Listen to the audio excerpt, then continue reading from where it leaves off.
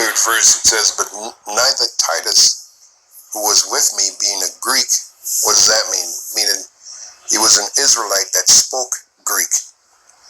All right, he was a victim of what is called Hellenization.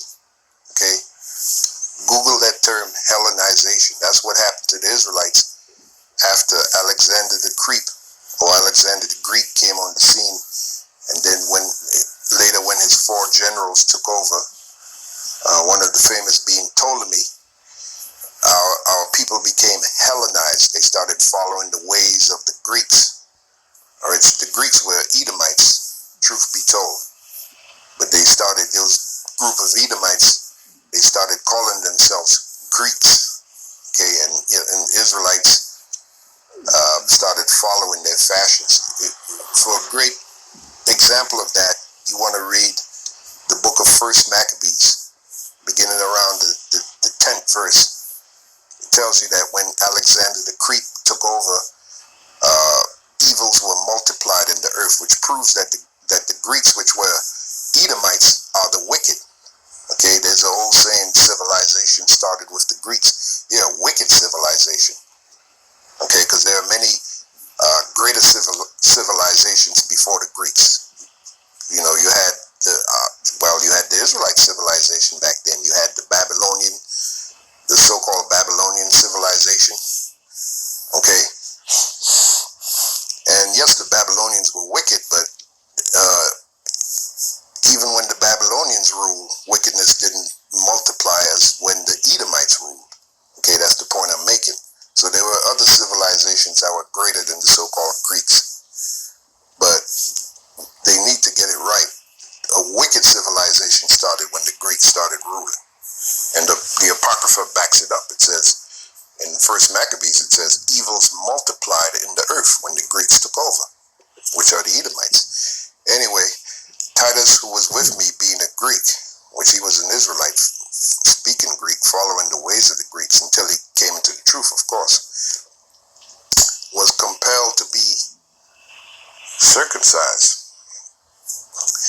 Now here's the point, and that because of false brethren unawares, that's what you're looking at the bottom of the screen there. You're looking at a bunch of raccoons that were brought in unawares, okay, who came in privately to spy out our liberty. Like I said, whether they're spies for Satan spiritually.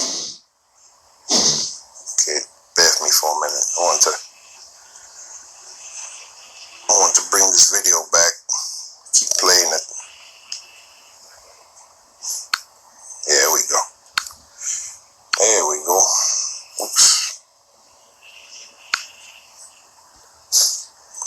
Bear with me for a minute. Bring back my Bible here. That's it.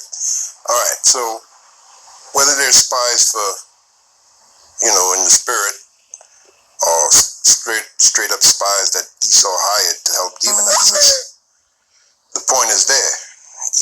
You're gonna have spies in this thing of ours, guys that are, double agents, if you will. All right, guys that have that their loyalty is really to the devil, Satan, and not to Yahweh Bashem Yahushai. That is the point. That's why we're supposed to walk circumspectly, like it says in Ephesians 5 and 15, right? Who came in privately to spy out our liberty. So you had them back then. So you're going to have them now. Spy out our liberty, which we have in Yahweh Shai, that they, listen good, that they might bring us into bondage. So again, you got these clowns doing acts like that. What that serves to do is to try to bring us back into bondage. Okay? That's what that serves to do. Esau can use that and say, you see these Israelites are no better than these criminals out here. They deface property. They're on the gun ranges practicing with guns and all kind of shit, man. We just have to wait and see how it's going to play out. But I'm telling you, they're going to use stuff like that to help demonize us. That's the point I'm making.